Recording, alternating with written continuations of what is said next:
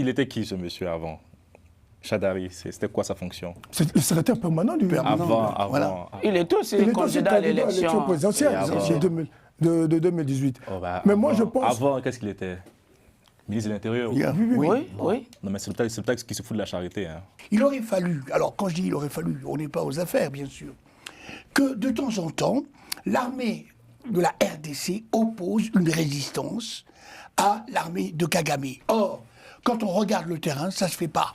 Ce qui s'est passé à Ouvira, les autres utilisaient quoi? Des kamikazes, des drones kamikazes. Les autres utilisaient quoi? Le renseignement. Ouais. Mais en face, le peuple se retrouve avec une armée, effectivement, de clochards.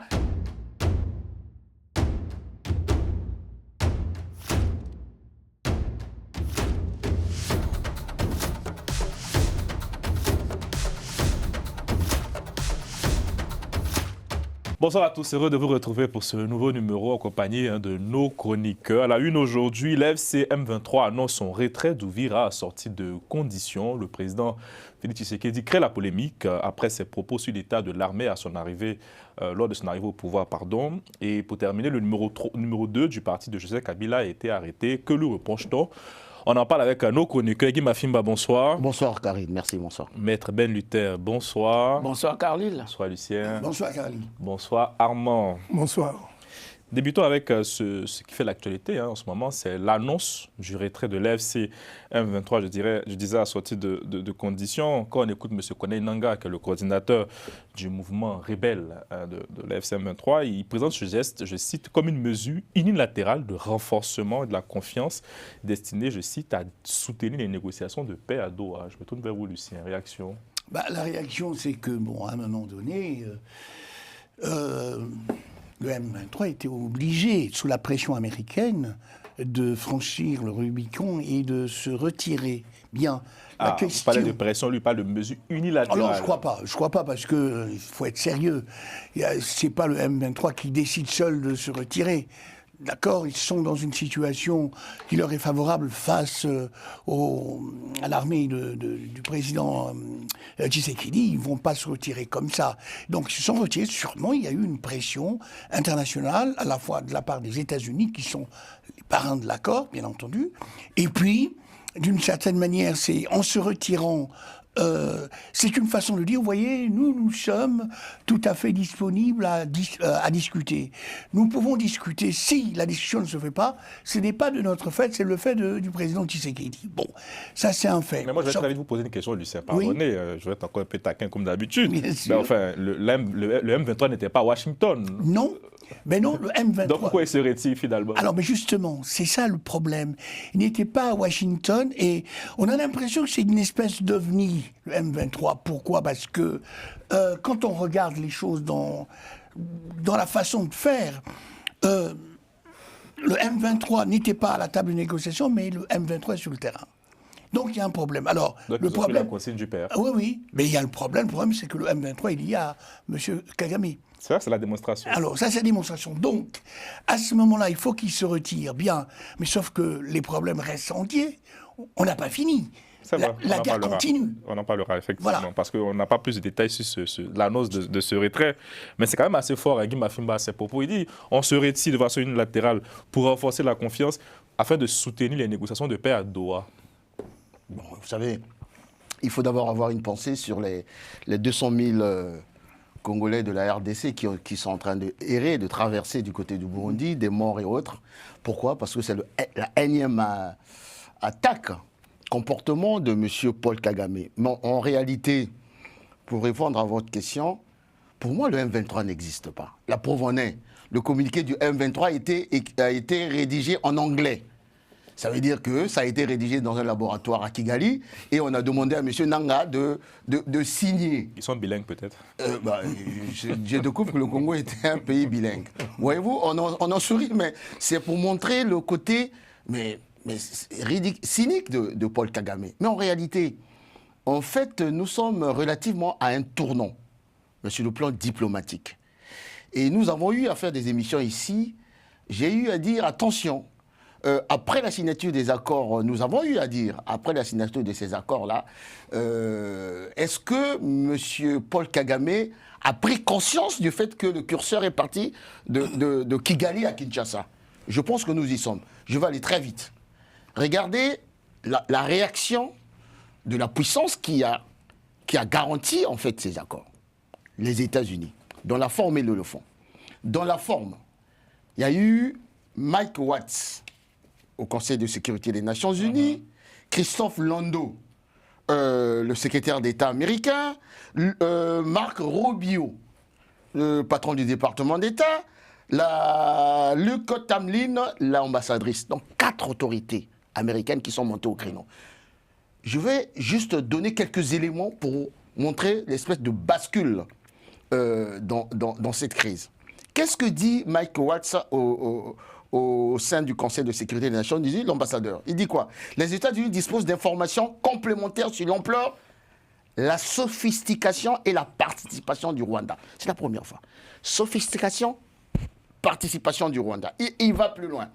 Depuis 2021, le Rwanda contrôle le M23 et aile politique AFC pour atteindre, pour moi ça c'est l'expression la plus fondamentale, pour atteindre ses objectifs géopolitiques. Ça veut dire quoi? Ça veut dire que les objectifs géopolitiques du Rwanda que lui a signé les États-Unis en 1994 sont aujourd'hui contraires aux objectifs géopolitiques et géostratégiques des États-Unis au temps T. Et il finit en disant, là il le pointe, Paul Kagame participe intimement, donc lui, à la planification et à l'exécution de la guerre. S'il y a des dégâts, demain tu répondras devant les tribunaux. Et il finit en disant, le RDF fournit un appui logistique, du matériel de la formation, mais il va plus loin. Déploiement des missiles sol-air, drones suicides. Ça veut dire quoi? Il y avait tout le dispositif de renseignement américain pour identifier ce qui s'est passé. Ça veut dire quoi? Ça veut dire qu'il y avait une espèce de caméra qui était en train de filmer Paul Kagame en train d'activer. Et pour ne pas monopoliser la parole, c'est Christophe Landau qui met véritablement le couteau au dos de Paul Kagame. Il dit quoi? Le Rwanda doit cesser de soutenir le M23 et que Paul Kagame doit arrêter avec ses vieux jeux. Tu es un menteur. Et il dit, c'est une grave erreur du Rwanda.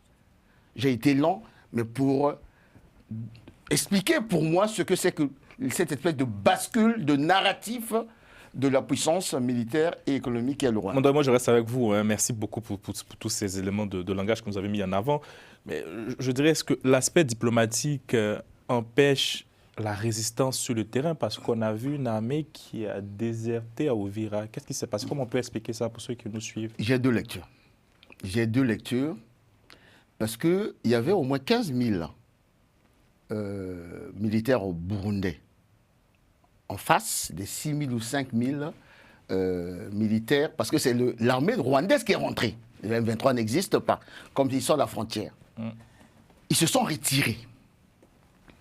Est-ce que ce n'est pas au niveau des États-Unis qu'on a envoyé ce message-là pour piéger le Rwanda?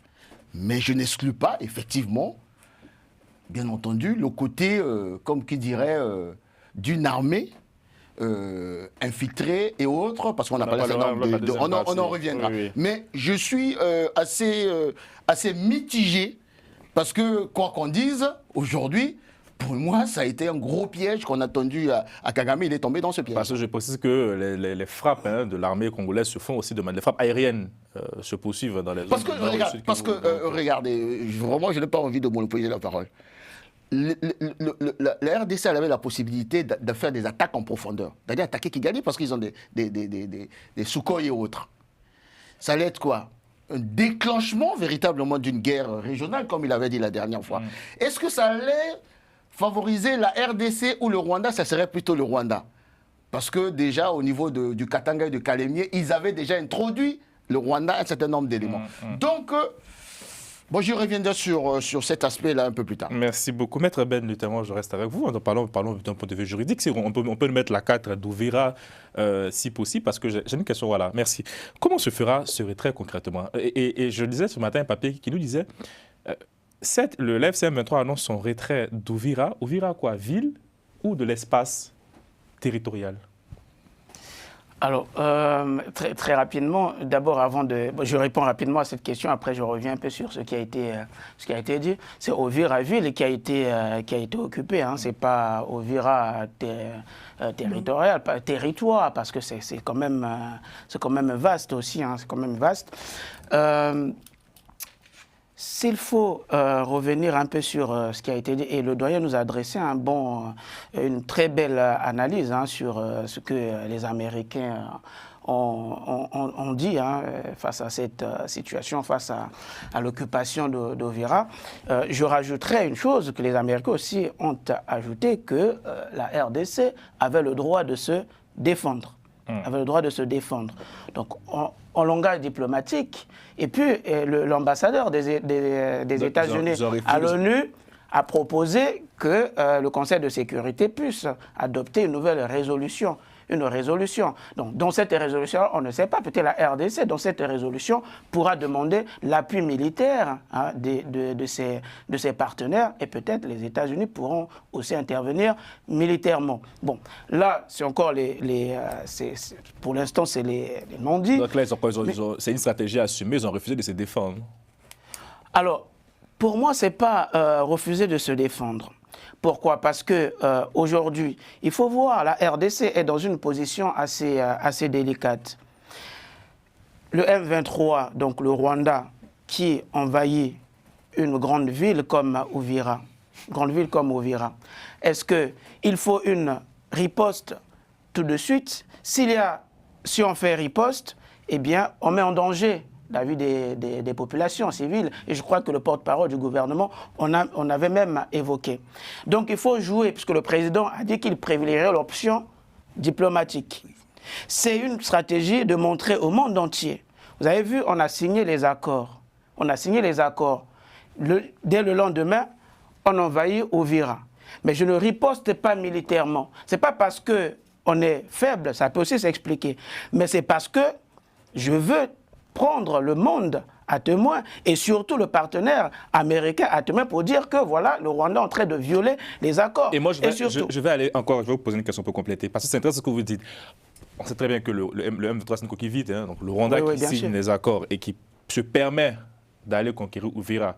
Quel est l'intérêt, sachant que forcément, ils seront rappelés à l'ordre? Est-ce qu'il n'y a pas une volonté de M. Kagame de défier Donald Trump à travers cette... Mais je l'avais dit dès le jour même de la signature, l'accord. Il avait dit que si cet accord est violé, ça ne sera pas la faute de Trump, ça sera de notre faute. Donc, il se projetait déjà à la violation de cet accord. Et il faut voir aussi le timing. Dès qu'on a signé les accords, le lendemain, on commence les attaques. Ça veut dire qu'il avait déjà tout planifié. Avant même de se... Il faut voir juste comment il débarque aux États-Unis, bien décontracté, etc. Parce qu'il savait que pour lui, c'était un chiffon. Je l'avais dit, c'était un chiffon. Mais là encore, il tombe dans le piège. C'est que cet accord n'a pas été signé qu'entre le président Tshisekedi et le Rwanda. Contrairement à ce que les gens disent. Le président Trump y a posé sa signature. Des garants. Connaissant, voilà, connaissant le tempérament du président Trump, sa signature, vos forces exécutoires. Et c'est pour cela qu'on voit aujourd'hui Mais il le sait quand même et il le défie. Oui, il le défie, mais c'est sa fin. Et il va terminer, comme vous savez bien, comme disait mon doyen ici. Carlyle, il y a un adage qui dit que la persévérance dans l'erreur est diabolique. Certainement, le président Kagame lui-même est en train de signer son arrêt. Si ce n'est pas son arrêt de mort, mais au moins l'arrêt, on va dire la fin de son mandat, tout simplement, de son régime. Je ne suis pas d'accord avec cette façon de voir les problèmes. Mais oui, pourquoi? Parce que, comme je l'ai déjà dit ici, le président Trump mène en fait une diplomatie fondée sur la duplicité. C'est-à-dire, il joue un jeu double. Kagame sait très bien qu'il n'a pas comme support que le président Trump. Il y a aussi certains Européens qui en fait, qui lorgnent les mines en RDC et qui soutiennent la démarche de M. Kagame. Donc, ça, c'est un premier élément. Le deuxième élément pour la réflexion, c'est que le président Faci Tshilombo s'appuie, il a raison, puisque jusqu'à présent ça réussit, il s'appuie sur la diplomatie en pensant que la diplomatie va apporter une réponse concrète au conflit. Or, ce que nous savons tous, c'est que sur le terrain, il n'y a pas simplement deux armées qui risquent de s'affronter. Vous avez en fait une diversité de milices, vous avez une diversité de situations qui fait que la situation est relativement compliquée. Il aurait fallu, alors quand je dis il aurait fallu, on n'est pas aux affaires bien sûr, que de temps en temps, l'armée de la RDC oppose une résistance à l'armée de Kagame. Or, quand on regarde le terrain, ça ne se fait pas. Et donc, que dit Kagame? J'ai en face de moi quelqu'un qui parle bien, qui diplomatiquement a peut-être une couverture internationale, mais en fait, si je fonce un tout petit peu, les choses peuvent aller dans mon sens. Alors, dans cette affaire... Dans quel sens, Lucien, oui, quand c'est les États-Unis qui sont garants, Kagame prend le risque de défier le président des États-Unis d'Amérique, le leader du monde libre, comme on dit. Au-delà même de la RDC, il y a aussi le Burundi dans son viseur, finalement. Bien sûr. Mais quel est l'intérêt de ce monsieur, en fait? Lucien, tu sais que Kagame a été créé par les États-Unis. Comme Ben Laden a été créé par les États-Unis pour contrer les États-Unis. Et qu'est-ce qui est arrivé à Ben Laden et à Savimbi? Bien sûr. Alors, sauf que Savimbi, tu parles de la savimbiisation, effectivement, de Kagame. C'est l'expression qui est reprise. La savimbiisation de Kagame, sauf que Kagame n'est pas dans le même cas que Savimbi. Kagame est à la tête d'un État, avec des institutions, avec une organisation. Monsieur Savimbi, quand il a été tué en 2002, c'était un rebelle. On était au temps de la guerre froide, etc. D'accord? Bon, mais si, la nuance, elle est là. Lucien, donc pour vous, il pourra aller au bout de sa démarche envers Trump, de cette défiance. Pour moi c'est de la défiance, non, clairement. Non, c'est pas de la défiance. C'est quoi? C'est-à-dire qu'il navigue entre des écueils. Et parce qu'il sait très bien que monsieur Trump a besoin de lui. Et pourquoi il a besoin de lui? Parce que Faci est faible. Non, non, pas du tout. Diplomatiquement. C'est assez intéressant. Je vous donne la parole tout à l'heure, mais c'est assez intéressant parce que même à Kinshasa, enfin, au Congo, on remet encore en cause cet accord de Washington. Certains opposants. Et même une voix qui porte dans la vie politique, je dirais désormais congolaise. On va l'écouter, je vous laisse réagir après. En effet, comment comprendre qu'à moins d'une semaine de la ratification des accords de Washington, la ville d'Uvira tombe sous occupation? Comment ne pas voir dans cette chute les limites même des accords et des autres initiatives qui excluent subtilement les Congolais et veulent normaliser les pillages systématiques de ressources du Congo. Ces limites donnent justement raison à l'initiative portée par les évêques de la Cinco et les pasteurs protestants de l'ECC, l'initiative d'un pacte social pour la paix et le bien vivre ensemble en RD Congo et dans la sous-région des Grands Lacs. À l'heure actuelle, ce pacte apparaît comme le chemin incontournable d'une paix désarmée et désarmante, d'une paix authentique et durable dans notre sous-région. Comment ne pas voir dans cette chute les limites même des accords et des autres initiatives qui excluent subtilement les Congolais et veulent normaliser le pillage systématique des ressources du Congo? Mavinga, réaction au propos du cardinal Foudola Ambongo. Oui, j'ai suivi l'intervention du cardinal Ambongo et je pense à l'intervention, il y a deux éléments fondamentaux. Il montre la faiblesse des accords signés, que ce soit les accords de Washington et les autres accords, comme il a dit. Mais là c'est plus Washington, parce qu'il dit, il y a une semaine, après une semaine, Uvira tombe. Oui. Et il montre de l'autre côté l'importance de l'initiative de la Cinco et l'ECC. Moi, je pense qu'il faut faire une lecture objectif et mesuré, équilibré.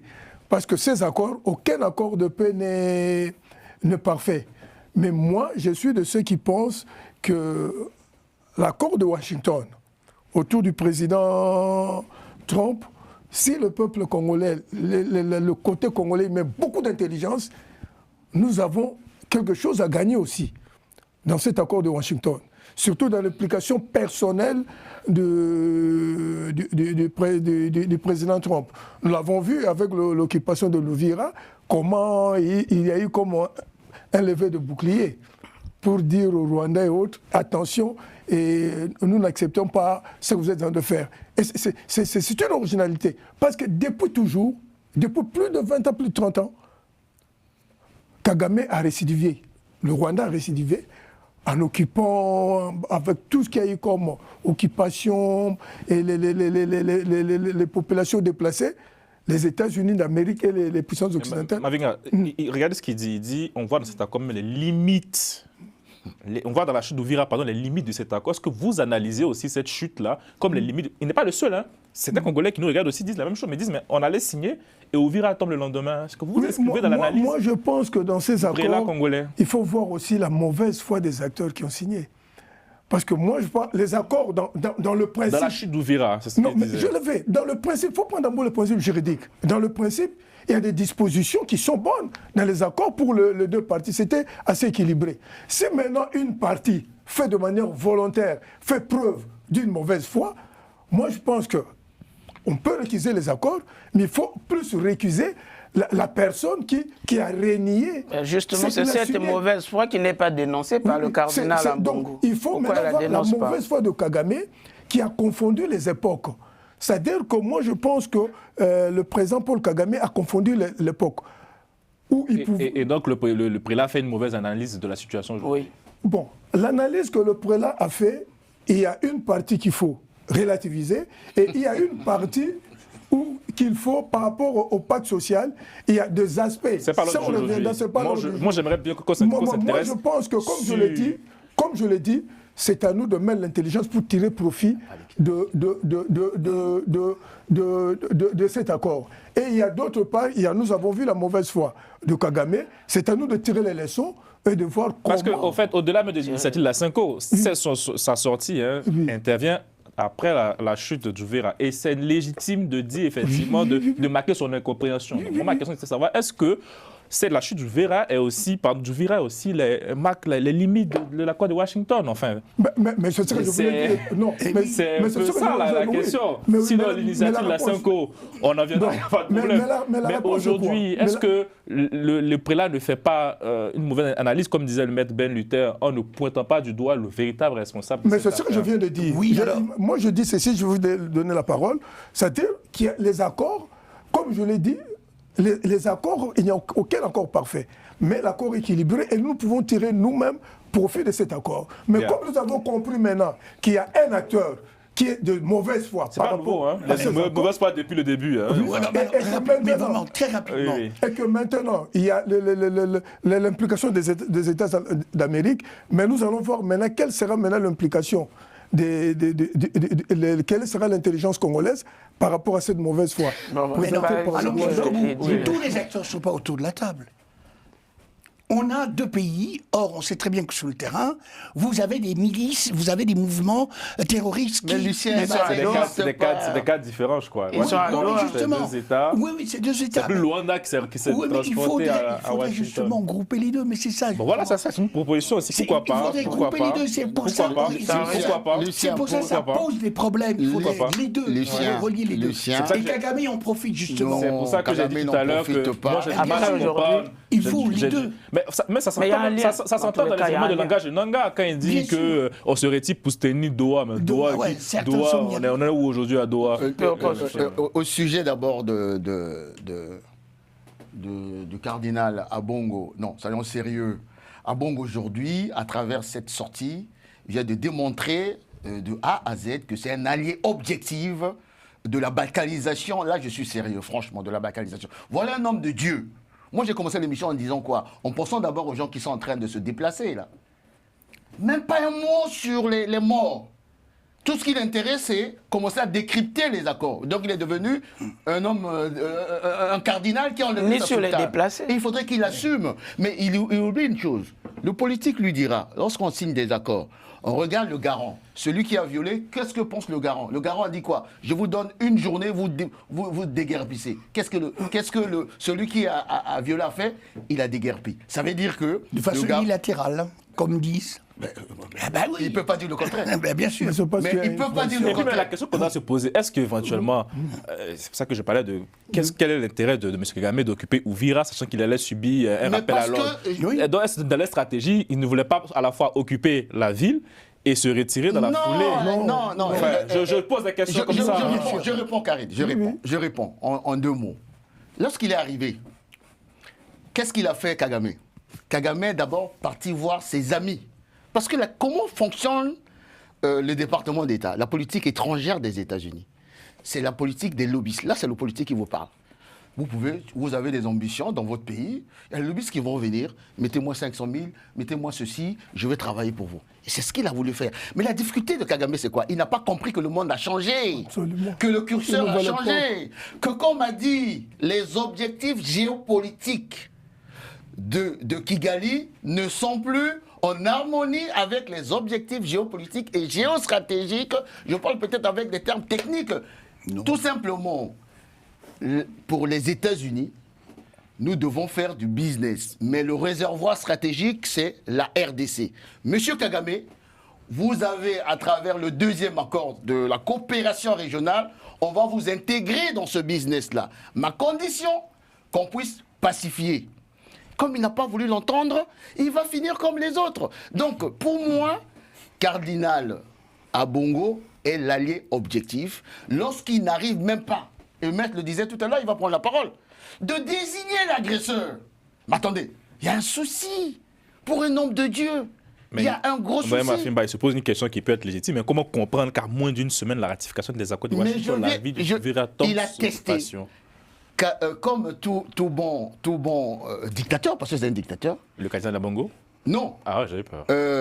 Non, pas le cardinal, Kagame. Paul Kagame. Il a voulu tester comment devaient réagir les États-Unis. Il a voulu tester.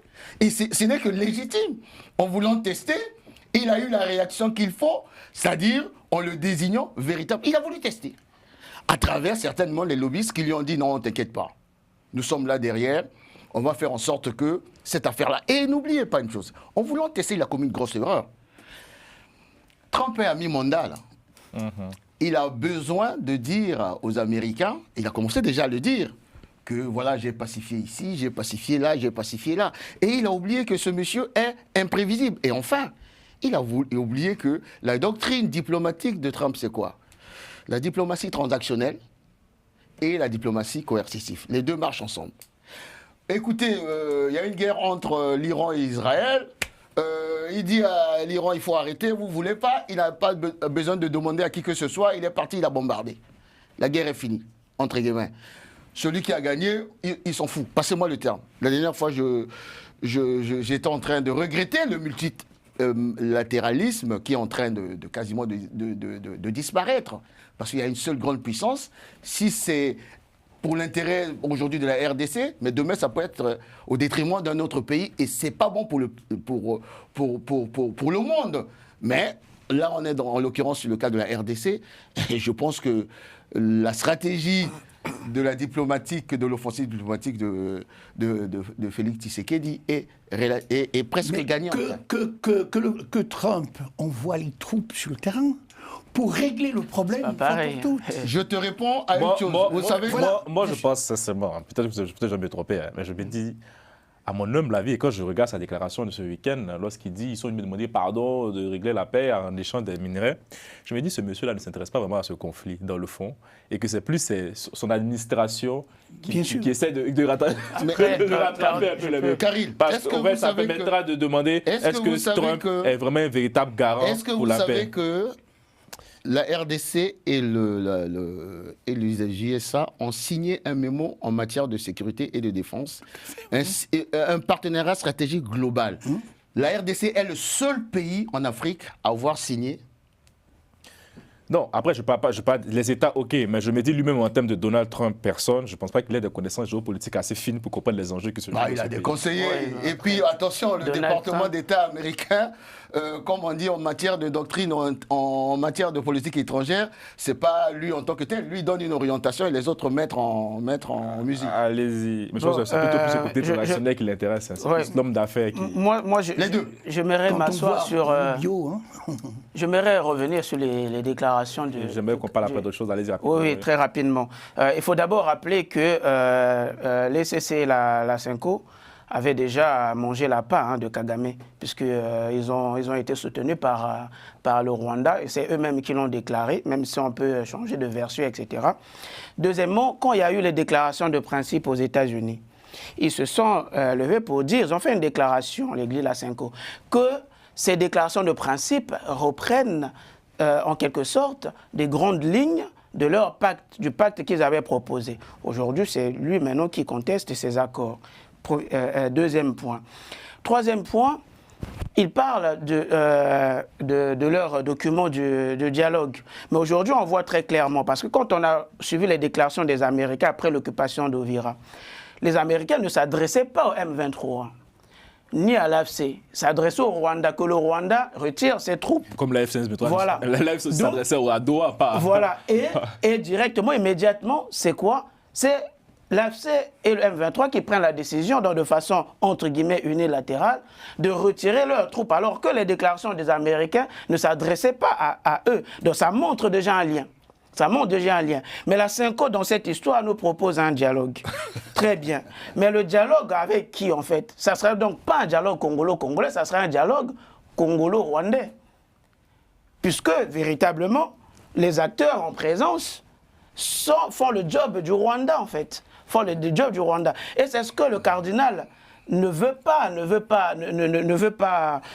dénoncer. Et surtout, pour une fois pour toutes. C'est un rabat-joie, le cardinal. Une fois pour toutes, oui, une fois pour toutes, et de façon, je dirais même, pardonnez-moi le pluriel, de façon définitive, que le cardinal Ambungo, les CC, la Cinco, intègrent un peu dans leur intelligentsia, intègrent le fait qu'aujourd'hui, on le voit très clairement, que le président Kagame, la seule limite qu'il peut avoir devant le président Kagame, c'est quoi? C'est la force.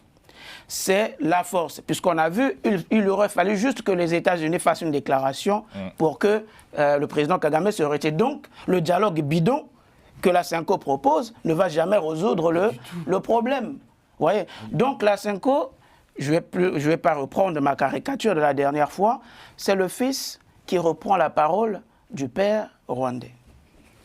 Il faut donc une logique de terrain pour limiter... Regardez, ce matin, on a appris dans Jeune Afrique que selon les responsables de l'FCM 23, Kinshasa aurait accepté de suspendre ses frappes aériennes sur les positions des rebelles dans le nord et le sud Kivu en échange de ce retrait. Est-ce que vous y croyez? Il n'y a pas eu de communiqué officiel de la part de la partie congolaise, mais est-ce que vous y croyez qu'il aurait pu avoir un deal? Oui, parce que Kinshasa est dans une position beaucoup plus diplomatique. Parce que n'oubliez pas encore, je le rappelle, qu'il y a des populations civiles aussi qui sont en jeu. La vie des populations civiles est également en jeu. Et la stratégie même du M23, de la rébellion, c'est de s'incruster là où il y a des populations, etc. Pour que si la RDC bombarde, il va y avoir des dégâts collatéraux énormes. Donc, Kinshasa est dans une position délicate, comme je le dis. Et je reviens à ma première question sur comment peut se manifester ce retrait-là. On va remettre la carte et vous allez expliquer, pour ceux qui ne connaissent pas bien la zone, les enjeux aujourd'hui, maître. Comment pourra se manifester ce retrait d'Uvira, sachant qu'ils sont, d'après ce que j'ai vu, dans des cités pas loin aussi, ils occupent encore des zones environnantes. Donc c'est quoi? Ils quittent la ville d'Uvira, mais ils restent encore là dans le sud Kivu. Oui, ils restent dans le sud Kivu, notamment ils retournent à Bukavu, le territoire occupé. Voilà. Ils retournent à Bukavu. Ce n'est pas l'armée congolaise qui revient. Alors, ils ont posé des conditions. Mais je pense que ces conditions, qui est la démilitarisation d'Uvira, etc., ça, je pense que les États-Unis s'en moquent à partir du moment où les États-Unis affirment que la RDC a le droit de défendre son territoire. Donc, ils ont proposé une force neutre, mais laquelle? Déjà, ils contestent la MONUSCO. Voilà. Ils contestent déjà la MONUSCO. Maintenant, laquelle? quelle force neutre? Mais mieux. Mais, enfin, vous, Voilà. L'idée, c'est d'exclure tout simplement, d'éviter que les forces burundaises... Voilà, d'éviter que les forces burundaises viennent à Uvira comme... Uvira, qui prendra le contrôle? Non, le contrôle, c'est dans le cadre depuis la résolution 2773. Ça a été clair et ça a été, comment dirais-je, écrit noir sur blanc dans les derniers accords de paix. C'est les FARDC et les Wazalendo qui doivent revenir. Mais tu parlais tout à l'heure de retrait. Les 6 000 ou 7 000 Rwandais de RDF ne sont pas partis de Bukavu, hein, parce que les premiers bombardements sont partis du territoire rwandais. C'est dit par les services secrets américains. Donc ils vont repartir du côté du Rwanda. D'où ma question, où est-ce qu'ils vont après le retrait? C'était fait à dessein. Non, le M23 retourne à Bukavu, le territoire qu'ils occupent, dont on négocie d'abord. Non, le problème n'est pas réglé. Pour l'instant, c'est que la ville d'Uvira. C'est pas tout l'est de la République démocratique du Congo. C'est un juridisme qui est trop marqué, qui est trop fort. Non, pas du tout. Il y a une information. L'information ne concerne ni Odour, ni Bukavu, ni Goma. Voilà. Regardez, parce que là, c'est négocié à Doha. Si on se réfère aux accords de Washington, il y a 2 mécanismes qui permettent de veiller à ce que ça fait cette fameuse neutralisation. Vous l'avez dit sur ce plateau, c'est très bien le mécanisme conjoint de sécurité. RD Congo, Rwanda. Oui. Et aussi le mécanisme qui est de surveillance États-Unis, Qatar, Union africaine. Donc moi, la question c'est de savoir, aujourd'hui, s'il n'y a plus de M23 au Uvira, qui pendant l'administration? Mais bien entendu, les FARDC. Pourquoi? Parce qu'on n'a peut-être pas l'information de manière officielle. Ce que j'ai lu, mais je ne le confirme pas, mais c'est de manière officieuse, le patron du département d'État a exigé, parce que les Américains, ils exigent, l'application du CNOPS à partir du 9. Et ils se sont dit, au 1er janvier, ils appellent ça même le CNOP accéléré.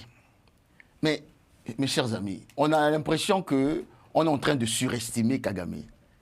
On est en train de surestimer Kagame parce que si les États-Unis décident aujourd'hui de dire tu quittes la RDC, il n'a aucune possibilité de dire non. Pour l'instant, ce n'est pas le cas. Hein. Bon, très rapidement, pour revenir sur ce point très rapidement, 2 secondes. Il a signé un communiqué.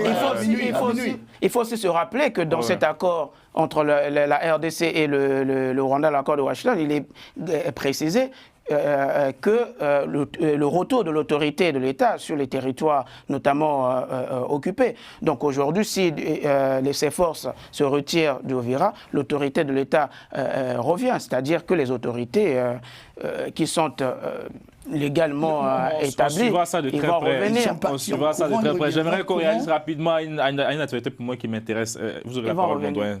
C'est pour vous spécialement. C'est que je vais envoyer là. Le chef d'État était face aux jeunes Congolais ce samedi. Il a eu des propos qui ont suscité, je dirais, la polémique dans la classe politique congolaise. Je propose qu'on écoute ces propos-là et sa mise au point qu'il a effectuée hier. Le dernier exemple que je donnerai, il y en a plein, vous les connaissez, vous les vivez tous les jours. C'est celui qui me tient à cœur, celui de la sécurité de notre pays. Lorsque je suis arrivé à la tête de ce pays, j'ai trouvé une armée, pardonnez-moi l'expression, de clochards.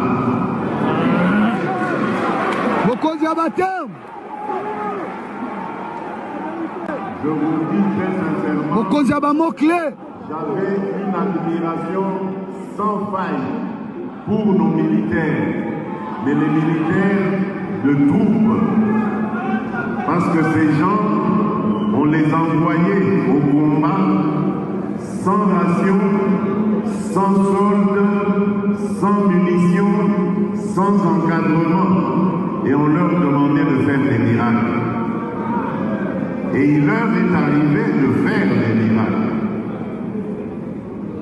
Voilà pourquoi, lorsque je suis arrivé, je me suis attaqué d'abord à l'œuvre sociale en mettant le mieux possible, et je sais qu'il y a encore beaucoup de choses à faire de ce côté-là, mais en mettant le mieux possible à l'abri leurs enfants, leurs épouses, donc en bref leurs dépendants, pour que eux ne puissent se consacrer qu'à leur tâche qui est celle de la défense de la patrie. Donc voilà pourquoi je dis le patriotisme a un petit peu disparu dans ce pays, mais il n'est pas trop tard, car cette population est composée à majorité de jeunes et nous devons réinculquer cette valeur de patriotisme à nos jeunes et la nation sera sauvée dans les années qui viennent. Lorsque je dénonce, parfois avec des mots durs, l'indignité des conditions de vie dans lesquelles tant de nos compatriotes ont été contraints durant des années, ce n'est jamais pour les mépriser et certainement pas nos vaillantes forces de défense et de sécurité, mais pour placer l'État face à ses responsabilités et rappeler l'urgence de leur rendre en acte la dignité qui leur est due. Alors Mavinga, est-ce qu'un président devrait dire ça? Oui, moi je pense que quand je vois la pensée du président de la République, il voulait mettre en exergue le changement, tout ce qu'il même comme appui à le solde, à l'intention de militaires pour dire que peut-être il n'avait pas un bon salaire, je mets le salaire, je m'occupe de tout ce qui est activité sociale de militaires pour qu'ils puissent être vraiment opérationnels sur le terrain. Je pense que dans la pensée, c'était ça la pensée. Mais quand il voulait exprimer sa pensée, il a utilisé un mot qui est quelque peu... Il y a une part dans cette expression de clochard, mais le mot n'est pas approprié pour un président, pour le président. Mais je ne dis pas qu'il a injurié ou qu'il avait une mauvaise foi en utilisant ce terme. Surtout que les gens lui ont retourné le fait qu'il disait qu'il a trouvé une armée bien structurée. Quand on dit une armée bien structurée, on suppose qu'il y avait quelque chose d'assez bien. Mais moi, je pense que c'est le mot clochard, parce que le clochard, il y a un peu l'idée aussi de désocialisation dans la personne de celui qui est clochard. Je pense qu'il voulait exprimer une idée, mais les mots utilisés qui n'étaient pas tellement appropriés. Mais moi, je pense qu'il ne faut pas en faire un débat. Aujourd'hui, ce qui est important pour nous, il faut une réforme urgente, stratégique de l'armée, parce que nous l'avons vu, que ce n'est pas seulement les conditions sociales, il y a tout un environnement de l'armée qu'il faut refaire. La réforme, identifier qui est qui, surtout au niveau du haut commandement, et essayer de revoir tous les hauts commandements de l'armée et aussi se mettre au niveau des technologies de pointe. Par rapport aux guerres actuelles, il y a des guerres actuelles, il faut se mettre au niveau des technologies de pointe, et d'autre part aussi, il y a des guerres asymétriques où c'est un véritable terrorisme qui se passe à l'est du pays. Il faut développer des mesures terroristes. Mais moi, je pense qu'au lieu de faire... Mise en contexte, il répondait à quelqu'un. Qui ça? Le président. Il répondait à quelqu'un. Oui, donc c'est pour dire que pour moi, nous devons arrêter la polémique, nous devons réfléchir sur comment aider les chefs pour lui dire il faut faire attention, c'est maintenant le temps qu'il faut réformer en profondeur l'armée. Pourquoi je fais cette précision? Parce que le doyen a parlé tout à l'heure d'une armée infiltrée. Il répondait à son prédécesseur. Il n'arrête pas de l'insulter en longueur de journée. Donc il dit j'ai retrouvé une armée de clochards, c'est-à-dire voilà ce que tu m'as laissé concrètement. D'où le sens de ma question au fait. Exactement. Concrètement, parlons-nous vrai, nous on n'est pas président. L'armée de la RDC aujourd'hui, ça ressemble à quoi? Ça ressemble à rien. Voilà, c'est une réforme fondamentale. Et je suis d'accord avec... 100 000 par rapport à... C'est-à-dire c'est rien. Que la classe politique, les intellectuels, les journalistes s'accrochent à ce qui est des débats de sémantique. Mais ce qu'il a dit, oui, ça peut... Mais ce qu'il a dit, c'est la réalité. Et là où je rejoins de temps en temps Lucien. C'est le désordre. On lui a même reproché, vous savez bien, lorsqu'il est en pleine élection présidentielle, il dit s'il nous attaque, je vais convoquer. Mais parce que quoi? Tu es chef de l'État, tu n'es pas sur le terrain, tu as tous les éléments. Tu donnes les moyens pour qu'on se dote de l'équipement. Et à la première attaque, parce que l'armée est infiltrée, et autres, tout le monde est en train de déguerpir. Et ça tombe sur toi, le commandant suprême. D'où sa colère de dire, mais c'était véritablement une armée entre côtes de clochards. Mais en réalité, si les gens étaient, lorsqu'il a dit ça, moi j'ai voulu entendre, il a dit ça, voilà mes réflexions, voilà mes propositions, voilà la doctrine. Absolument. Ce qui s'est passé à Ouvira, les autres utilisaient quoi? Des kamikazes, des drones kamikazes. Les autres utilisaient quoi? Le renseignement. Ouais. Mais en face, le peuple se retrouve avec une armée, effectivement, de clochards. On en parlait d'un général, Sivirini, je ne sais pas quoi, là, qui était le commandant des opérations dans la sous-région. Et j'ai enquêté, enfin j'ai regardé, j'ai lu. Ce monsieur était un voleur de larcin et autres, un larcin dans la ville d'Ouvira. Et grâce à Kabila, il s'est retrouvé officier général.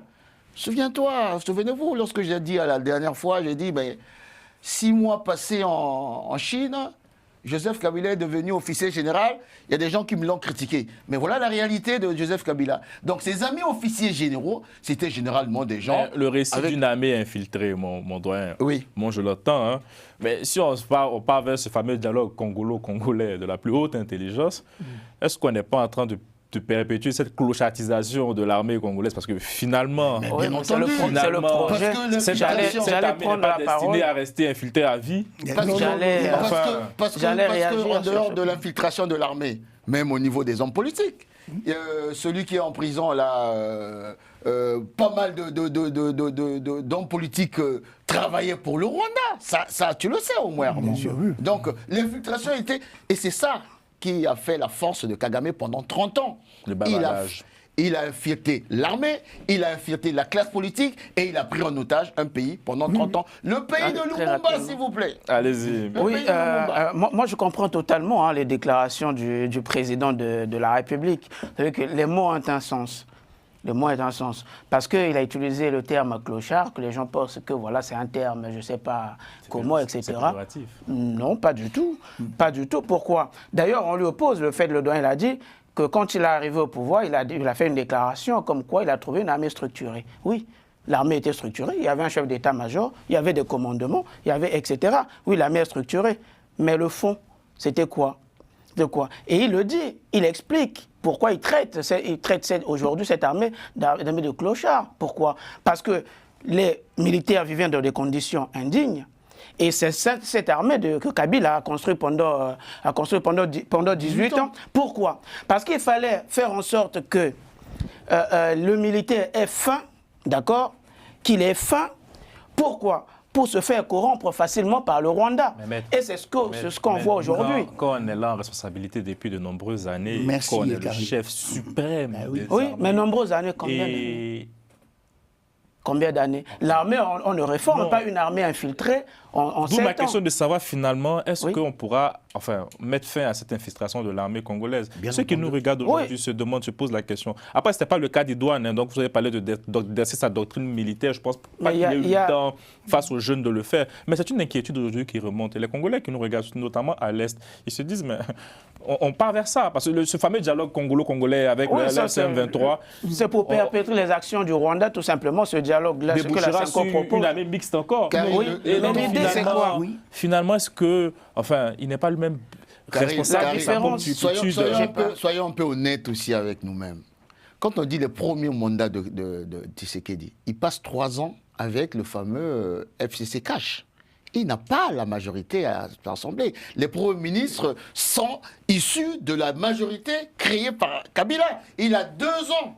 Et lorsqu'il commence le 2e mandat, la guerre commence. Oui. Car je comprends le sens de votre question. Moi, je pose la question pour que les gens puissent comprendre comment depuis de nombreuses années. Et je précise que on nous propose un dialogue. Et d'ailleurs, quand on voit même dans les négociations à Doha, il y a possibilité de réintégrer les forces rebelles au cas par cas. Les critères sont déterminés dans l'armée. Donc, on voit aujourd'hui, oui, on peut aller vers ce prolongement de cette armée de clochards, finalement, une armée de traîtres.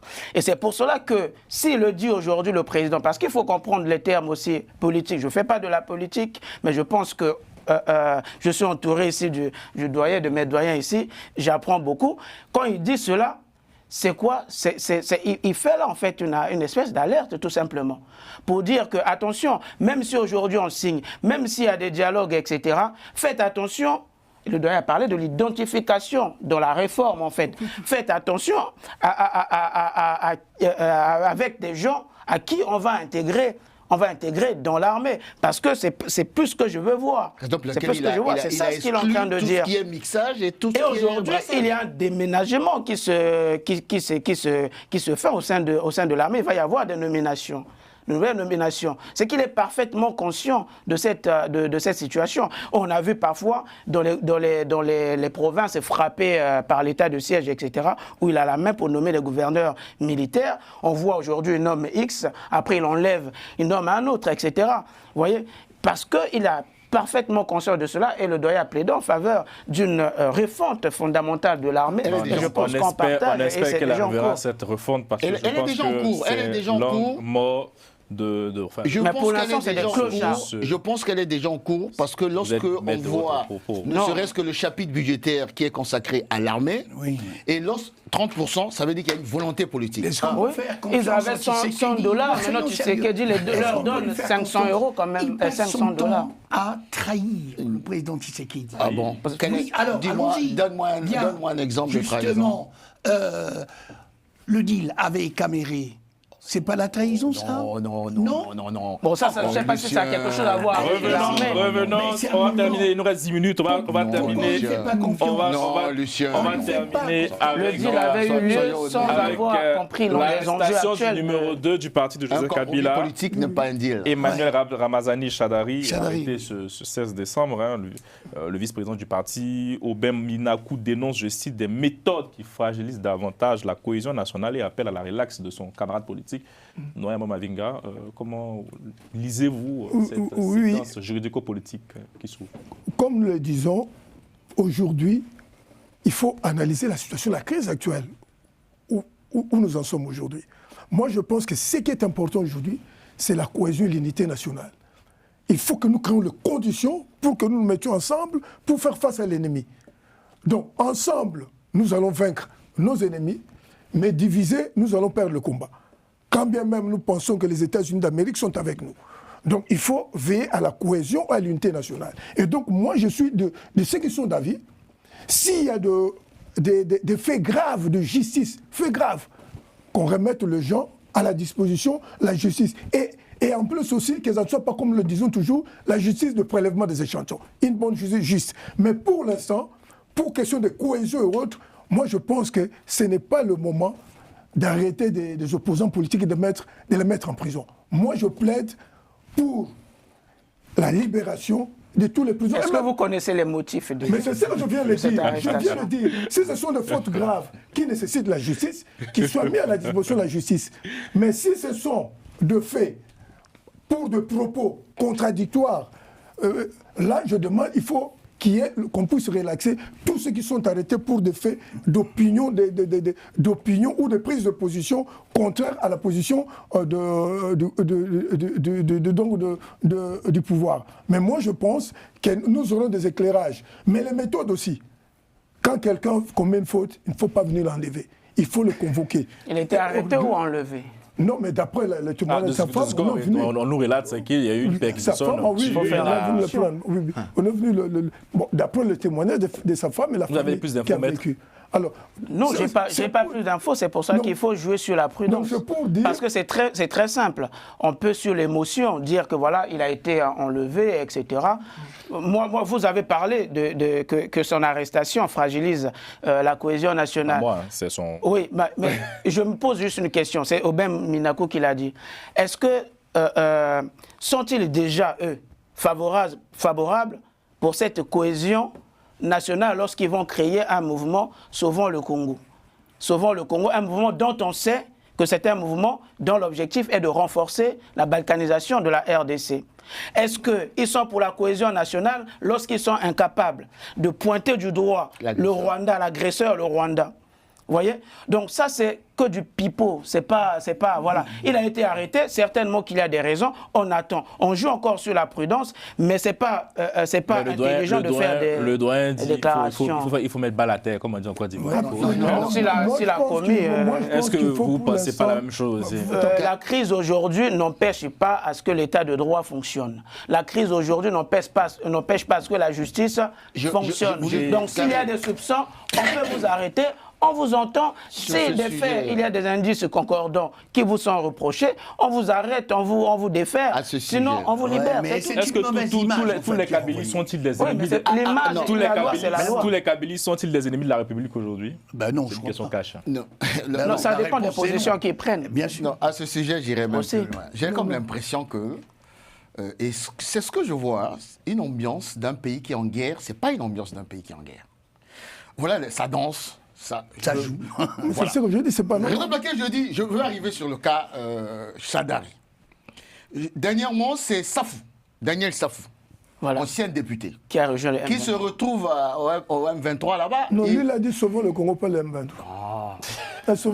Il a annoncé d'abord. Toi, tu défends n'importe quoi. Non, il a dit qu'il rejoignait l'AFC de Nanga. Il avait dit. Ensuite, il change de version. On le fait passer dans les grands médias. Alors que le pays est en guerre contre un ennemi identifié. Et c'est des gens qui exigent le dialogue. Le journaliste non, mais le dialogue, là, c'est un s'il vous plaît, le journaliste est interpellé. On veut appeler à la dictature. C'est la dictature. Non, soyons sérieux. Maître a dit tout à l'heure. Allons plus loin. Le cas Chadari. Chadari, à l'époque, a été, avec Minakou, on les a entendus à l'ANR, n'est-ce pas? Ils sont sortis. On les a entendus. Mais un pays qui est en guerre, on sait que le PPRD continue à soutenir l'AFC M23, dont beaucoup sont membres, et qui souhaitent la balkanisation, sinon l'arrivée de l'AFC M23 jusqu'à Kinshasa. Ce sont les ennemis de la République, les Kabylies aujourd'hui. Non, le problème, ce n'est pas celui-là. On parle sur... On va peut-être pas généraliser. Je parle pas de généraliser. Je parle Enfin, ceux qui vous écoutent diront que tous les Kabylies sont finalement arrêtés. Parlons du cas précis. Les services de renseignement débarquent. Le secrétaire permanent. On a parlé d'enlèvement, ce n'est pas un enlèvement. Ils sont arrivés, ils ont informé sa femme que nous sommes venus. Mais bien sûr, ils sont arrivés, c'est Maître Pouta qui dira si l'heure était légale, mais ils sont arrivés, ils se sont identifiés, nous sommes de la police judiciaire, nous sommes venus chercher votre homme parce qu'il doit être entendu. Jusqu'alors, il est entendu. Ce n'est que normal dans un pays qui est en guerre et lorsqu'on apprend qu'il y a des Mobondo qui sont à quelques kilomètres de Kinshasa. Non, soyons sérieux. La RDC est en guerre. Je vous ai dit tout à l'heure. Mais il est en guerre pour tout le monde, même pour les gens de l'Union sacrée. Pour terminer, peut-être parce qu'on oublie beaucoup de choses sur ce plateau ici. Il était qui ce monsieur avant? Chadari, c'était quoi sa fonction? C'est le secrétaire permanent du Avant. Voilà. Il est aussi candidat à l'élection présidentielle de 2018. Mais moi, je pense... Avant, qu'est-ce qu'il était? Ministre de l'Intérieur? Oui. Non, mais c'est le texte qui se fout de la charité. C'est ces gens-là qui vont se plaindre de l'arrestation nocturne. Au fait, j'alerte ici la classe politique, je vous prends témoin. Enfin, ce que vous avez fait hier, vous fera forcément aujourd'hui. Et c'est quand, moi, de l'émission, ce que je veux, c'est cette liberté de pointer du doigt les incohérences d'une classe politique qui aujourd'hui paye le prix de ces bêtises. Parce qu'il faisait pire, hein, le Et voilà. Donc, il faut arrêter. Il faut arrêter de parler. Peut-être qu'on va encourager cela. Voilà. Donc, il faut vraiment ce que je sais. Englober quand vous faites des analyses. Ces gens n'ont aucune légitimité aujourd'hui. Aucune. Avec les méthodes qu'ils avaient, n'ont aucune légitimité. Lorsqu'il y a des soupçons graves, avec un mandat du procureur, les forces de l'ordre peuvent les débarquer à n'importe quelle heure pour faire une perquisition, vous je pense que ça confirme les propos de Lucien qui parle d'une classe politique qui sème le désordre et qui ne cesse de faire preuve d'incohérence parce que M. Chadari a un service d'intérieur sous Kabila et on sait très bien comment les choses se passaient. On se rappelle des corps dans des congélateurs, tout ça. Pour ceux qui ont perdu un peu la mémoire. L'assassinat des activistes, etc.